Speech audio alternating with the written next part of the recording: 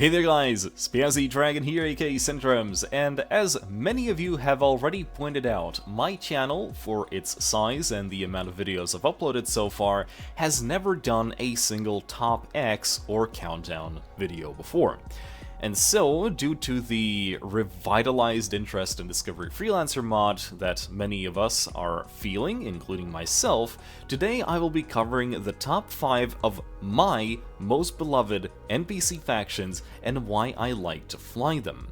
Hi, Future Spazzy here. Due to the rambling nature of my usual recordings, I kind of spend 10 minutes on every single faction, so in the end it's kind of an hour-long video, so at the time recording now, I think I'm going to be splitting them up into separate parts, so, yeah, hi.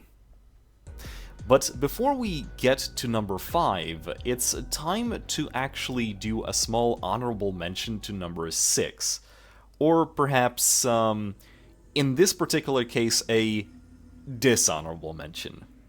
Because in terms of just raw online time, this was the one I spent the most time on. But by also putting it outside this list, I wanted to communicate my overall dissatisfaction of the state that this faction is in. The Outcasts. I want you to just partake in a small mental exercise here with me. Close your eyes and forget for a moment everything you know about the Freelancer lore and what associates with the Outcast Nation.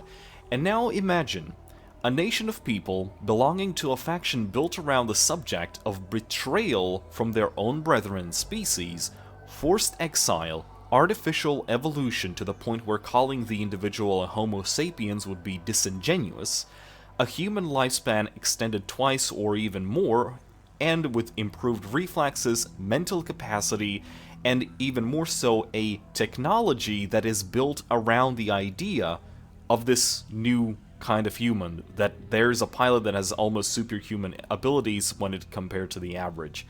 All centered around a highly religious culture that have been unknowingly watched over by an alien influence and are overall best described as a community grown up around the idea of the deal with the devil, aka Cardamine. The possibilities, the narrative possibilities of this sort of thing are almost limitless. But what do we get?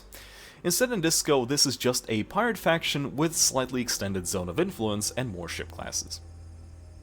The Outcasts are both one of my most loved factions and easily the most frustrating one to talk about simply because of the narrative middle finger that it was given by not only just the original game but also Discovery Mod. It is such a waste. You know, I sincerely regret that we never went with the idea that the true Outcast characters are given overpowered equipment to reflect this transhumanistic nature, while the regular ships and equipment we use today are actually flown by indoctrinated or slaves of the Outcasts. Remember, the Phantoms, which were portrayed actually in that aspect more so than the Outcasts, were the closest thing they could call as allies because of this transhumanistic nature. Because the story arc involving their revenge on the people that betrayed them could have been so much better than the Gallic plotline, especially without the need of a new house that was basically just bolted onto the mod.